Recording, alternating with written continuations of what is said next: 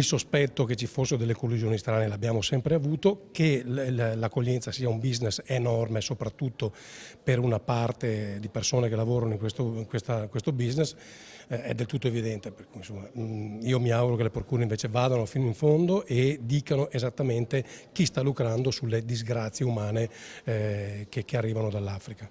Se ci sono queste responsabilità è una cosa gravissima, si tratta di una vera e propria tratta di esseri umani sulla pelle di queste persone e di noi tutti italiani, una cosa indecente, va fatta luce. Il procuratore di Catania ha rivelato, ha aperto un vero e proprio vaso di Pandora, vogliamo che venga fatta chiarezza nella trasparenza per tutti. La magistratura deve fare il suo mestiere e la politica il proprio. Io credo che non sia opportuno dare giudizi prima che le attività investigative siano concluse. Vedo anche oggi sulla stampa che altre procure siciliane dicono cose diverse.